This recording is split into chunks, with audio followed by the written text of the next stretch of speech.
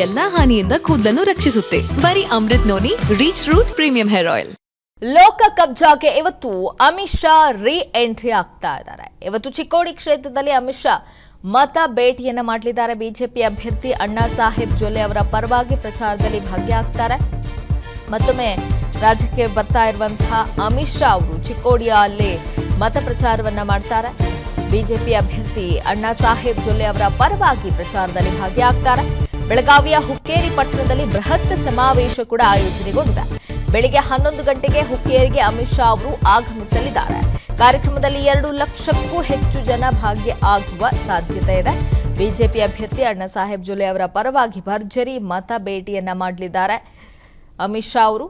ಆ ಮೂಲಕ ಲೋಕ ಕಬ್ಜಾಗೆ ಈಗ ರೀ ಎಂಟ್ರಿಯನ್ನ ಕೊಡ್ತಾ ಇದ್ದಾರೆ ಅಮಿತ್ ಶಾ. ಇನ್ನು ಬಗ್ಗೆ ಮತ್ತಷ್ಟು ಡೀಟೇಲ್ಸ್ ಅನ್ನು ಕೊಡ್ತಾರೆ ನಮ್ಮ ಪ್ರತಿನಿಧಿ ಮಂಜುನಾಥ್. ಇವತ್ತು ಮತ್ತೆ ರೀ ಎಂಟ್ರಿ ಕೊಡ್ತಾ ಇದ್ದಾರೆ ಬಿಜೆಪಿ ಚಾಣಕ್ಯ. ಯಾವ ರೀತಿಯ ಸಿದ್ಧತೆಯನ್ನ ಮಾಡಿಕೊಳ್ಳಲಾಗಿದೆ?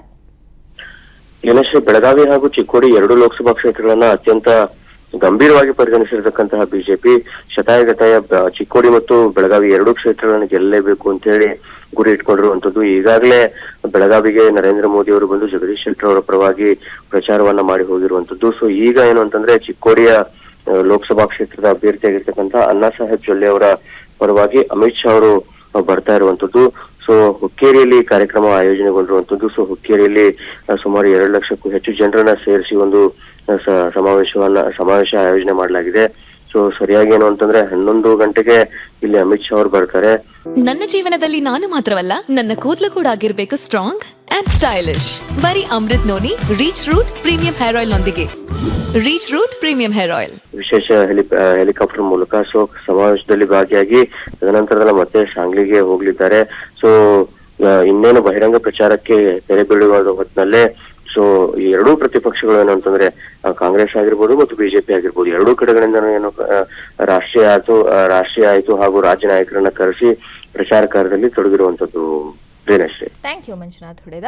ಲೋಕ ಕಬ್ಜಾಗೆ ಇವತ್ತು ಅಮಿತ್ ಶಾ ರೀ ಎಂಟ್ರಿ ಆಗ್ತಾ ಇದ್ದಾರೆ. ಇವತ್ತು ಚಿಕ್ಕೋಡಿ ಕ್ಷೇತ್ರದಲ್ಲಿ ಅಮಿತ್ ಶಾ ಮತ ಭೇಟಿಯನ್ನ ಮಾಡಲಿದ್ದಾರೆ. ಬಿಜೆಪಿ ಅಭ್ಯರ್ಥಿ ಅಣ್ಣಾ ಸಾಹೇಬ್ ಜೊಲ್ಲೆ ಅವರ ಪರವಾಗಿ ಪ್ರಚಾರದಲ್ಲಿ ಭಾಗಿಯಾಗ್ತಾರೆ.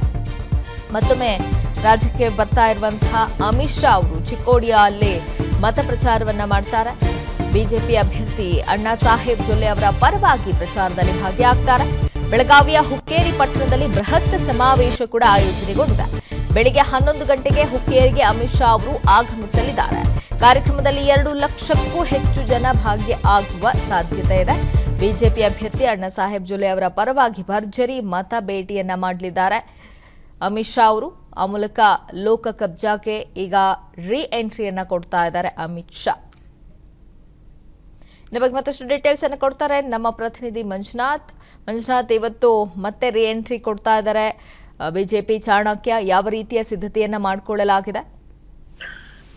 ಬೆಳಗಾವಿ ಹಾಗೂ ಚಿಕ್ಕೋಡಿ 2 ಲೋಕಸಭಾ ಕ್ಷೇತ್ರಗಳನ್ನ ಅತ್ಯಂತ ಗಂಭೀರವಾಗಿ ಪರಿಗಣಿಸಿರತಕ್ಕಂತಹ ಬಿಜೆಪಿ ಶತಾಯಗತಾಯ ಚಿಕ್ಕೋಡಿ ಮತ್ತು ಬೆಳಗಾವಿ 2 ಕ್ಷೇತ್ರಗಳನ್ನು ಗೆಲ್ಲಲೇಬೇಕು ಅಂತ ಹೇಳಿ ಗುರಿ ಇಟ್ಕೊಂಡಿರುವಂತದ್ದು. ಈಗಾಗಲೇ ಬೆಳಗಾವಿಗೆ ನರೇಂದ್ರ ಮೋದಿ ಅವರು ಬಂದು ಜಗದೀಶ್ ಶೆಟ್ಟರ್ ಅವರ ಪರವಾಗಿ ಪ್ರಚಾರವನ್ನ ಮಾಡಿ ಹೋಗಿರುವಂತದ್ದು. ಸೊ ಈಗ ಏನು ಅಂತಂದ್ರೆ ಚಿಕ್ಕೋಡಿಯ ಲೋಕಸಭಾ ಕ್ಷೇತ್ರದ ಅಭ್ಯರ್ಥಿಯಾಗಿರ್ತಕ್ಕಂಥ ಅಣ್ಣಾ ಸಾಹೇಬ್ ಜೊಲ್ಲೆ ಅವರ ಪರವಾಗಿ ಅಮಿತ್ ಶಾ ಅವರು ಬರ್ತಾ ಇರುವಂತದ್ದು.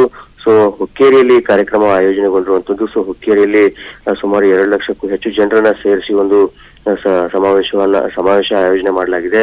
ಸೊ ಸರಿಯಾಗಿ ಏನು ಅಂತಂದ್ರೆ 11 ಗಂಟೆಗೆ ಇಲ್ಲಿ ಅಮಿತ್ ಶಾ ಅವರು ಬರ್ತಾರೆ ವಿಶೇಷ ಹೆಲಿಕಾಪ್ಟರ್ ಮೂಲಕ. ಸೊ ಸಮಾವೇಶದಲ್ಲಿ ಭಾಗಿಯಾಗಿ ತದನಂತರದಲ್ಲಿ ಮತ್ತೆ ಸಾಂಗ್ಲಿಗೆ ಹೋಗ್ಲಿದ್ದಾರೆ. ಸೊ ಇನ್ನೇನು ಬಹಿರಂಗ ಪ್ರಚಾರಕ್ಕೆ ತೆರೆ ಬೀಳುವ ಹೊತ್ತಿನಲ್ಲೇ ಸೊ ಈ 2 ಪ್ರತಿಪಕ್ಷಗಳು ಏನು ಅಂತಂದ್ರೆ ಕಾಂಗ್ರೆಸ್ ಆಗಿರ್ಬೋದು ಮತ್ತು ಬಿಜೆಪಿ ಆಗಿರ್ಬೋದು 2 ಕಡೆಗಳಿಂದ ಏನು ರಾಷ್ಟ್ರೀಯ ಆಯ್ತು ಹಾಗೂ ರಾಜ್ಯ ನಾಯಕರನ್ನ ಕರೆಸಿ ಪ್ರಚಾರ ಕಾರ್ಯದಲ್ಲಿ ತೊಡಗಿರುವಂತದ್ದು. Thank you Manjunath Hudeda. ಅನುಕ್ಷಣದ ಸುದ್ದಿಗಳಿಗಾಗಿ Vistara news YouTube channel subscribe ಮಾಡಿ. ಹೊಸ ಸುದ್ದಿಗಳ ನೋಟಿಫಿಕೇಶನ್ಗಾಗಿ ಬೆಲ್ ಐಕಾನ್ ಕ್ಲಿಕ್ ಮಾಡಿ.